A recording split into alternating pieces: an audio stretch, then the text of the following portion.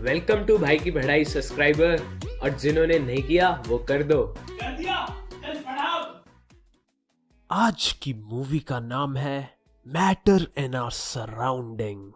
Surrounding होता है आस पास और मैटर मतलब लफड़ा।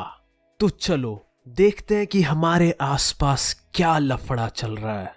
मुझे सुनने में आया है कि श्रीमती सनी लियोनी ने अपने बयान में कहा था कि ये दुनिया पित्तल दी, ये दुनिया पित्तल दी। तो यहां मैं एक बात क्लियर कर देता हूं, ये दुनिया पार्टिकल से बनी हुई है। अब तुम्हें समझ आ गया होगा कि तुम्हारे मम्मी पापा तुम्हें सनी लियोनी की मूवीज क्यों नहीं दिखाने ले जाते, क्योंकि तुम्हारे मम्मी पापा को पता है ये दुनिया पार्टिकल से बनी हुई है और वो नहीं चाहते कि सनी लियोनी का गंदा असर पड़े तुम लोगों पर और एग्जाम में क्वेश्चन आए what is our world made up of, और उधर तुम पित्तल लिख कर आ जाओ। तो करेक्ट आंसर है पार्टिकल, और इस पार्टिकल को हम एटम बोलते हैं।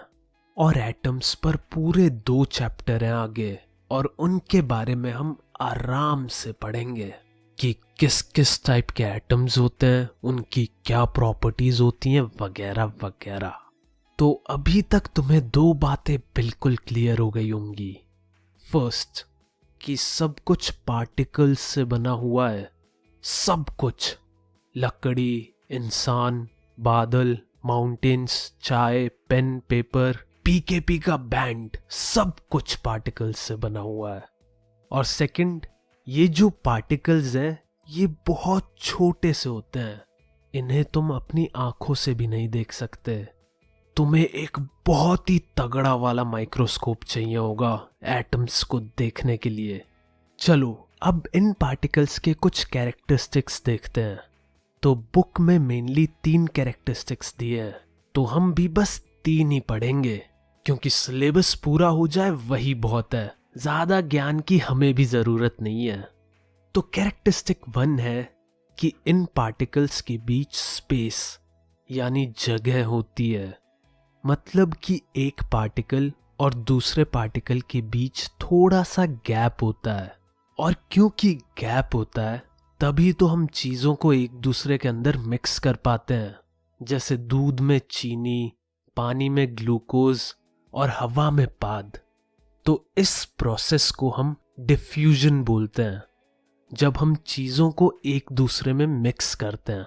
सेकंड कैरेक्टरिस्टिक है कि ये जो पार्टिकल्स हैं वो हमेशा मूव करते रहते हैं, यानी ये पार्टिकल्स एक फिक्स पोजीशन पर नहीं रहते हैं, वो हमेशा इधर उधर टहलते रहते हैं या फिर वाइब्रेट होते रहते हैं।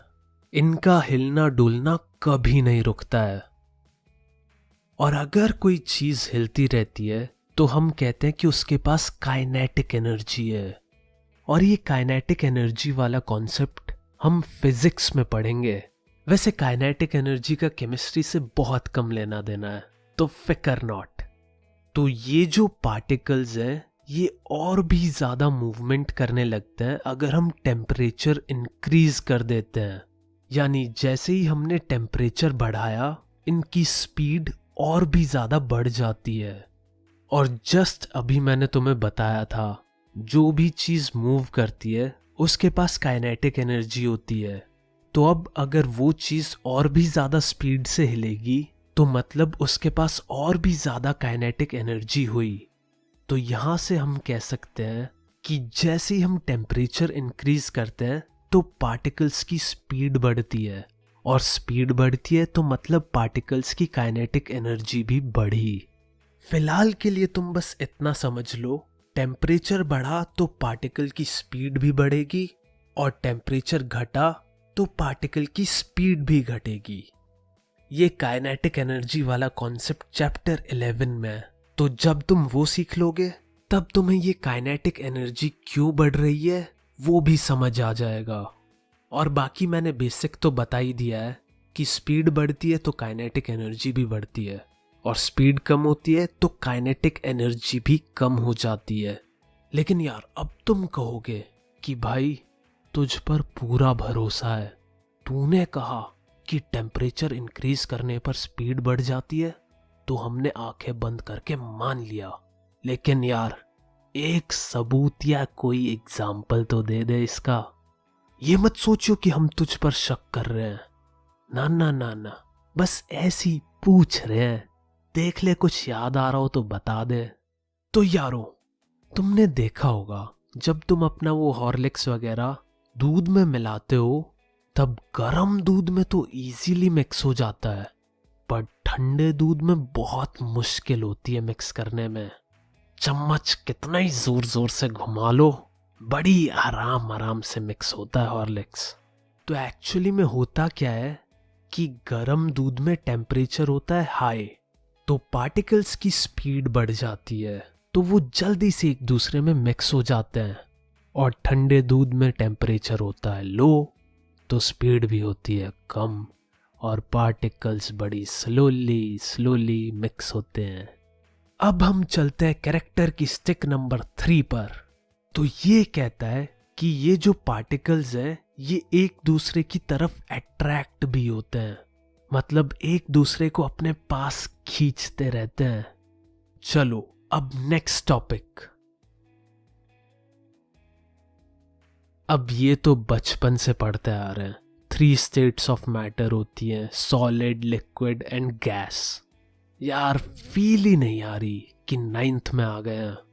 वो तो बस माँ बाप बोलते रहते हैं 9th में हो गया है, अब तो पढ़ना शुरू कर दे, वरना जैसे लल्लू लल्लू से चैप्टर CBSE ने बना रखे हैं, फील तो 6th वाली आ रही है। तो यारो, सबको 3 स्टेट्स ऑफ मैटर तो पता ही होंगे। सॉलिड सॉलिड होते हैं, लिक्विड लिक्विड होते हैं, और गैस गैस होती है। तो इधर हम ये देखेंगे कि सॉलिड, लिक्विड और गैस में ये जो पार्टिकल्स हैं वो कैसे बिहेव करते हैं। शुरुआत करते हैं सॉलिड स्टेट से। यहाँ पर पार्टिकल्स बहुत ही पास पास होते हैं, उनके बीच की जो स्पेस होती है वो बहुत ही कम होती है। और सॉलिड में पार्टिकल्स के बीच बहुत ही ज्यादा अट्रैक्शन भी होता है। तुम लोग इसे ऐसे समझो, मान लो तुम किसी को लाइक करते हो, या तुम्हें कोई बहुत अट्रैक्टिव लगता है या लगती है, तो तुम उसके बहुत क्लोज रहने की कोशिश करते हो। ऐसे ही सॉलिड के पार्टिकल्स हैं, वो एक दूसरे को बहुत अट्रैक्ट करते हैं, और इसीलिए उनके बीच बहुत कम स्पेस होती है। नेक्स्ट आती है लिक्विड स्टेट। तो लिक्विड स्टेट में पार्टिकल्स के बीच ठीक ठाक स्पेस होती है, और उनके बीच का अट्रैक्शन भी ठीक ठाक ही होता है। अब गैसियस स्टेट पे जाने से पहले हम एक छोटा सा क्वेश्चन कर लेते हैं। ये कभी कभार एग्जाम में आ जाता है। वैसे तुम लोगों को एक बात बता देता हूँ, जो भी मैं करवाता हूँ सब इम्पोर्टेंट होता है, जो नहीं होता वो मैं करवाता भी नहीं हूँ। तो सवाल है कि अगर हम एक तरफ एक लिक्विड में दूसरे लिक्विड को मिक्स करें और दूसरी तरफ लिक्विड में सॉलिड को मिक्स करें, तो सबसे पहले एक दूसरे में कौन मिक्स होगा? सोचो सोचो।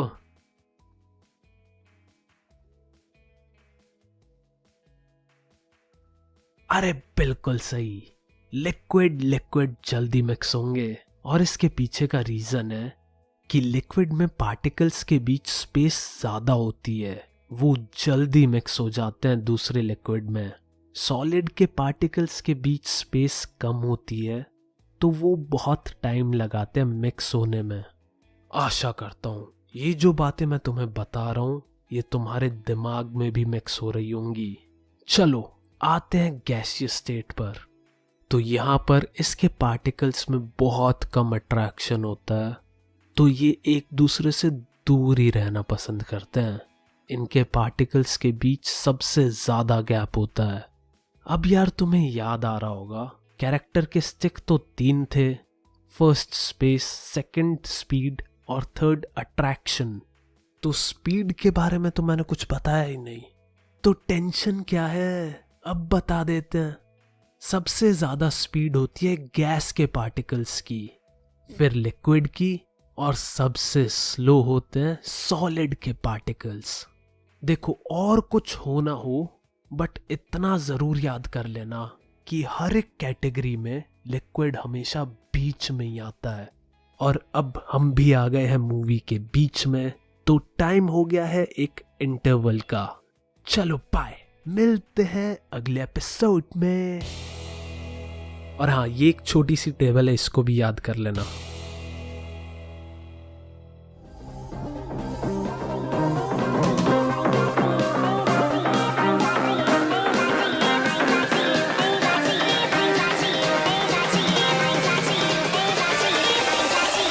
Cracky.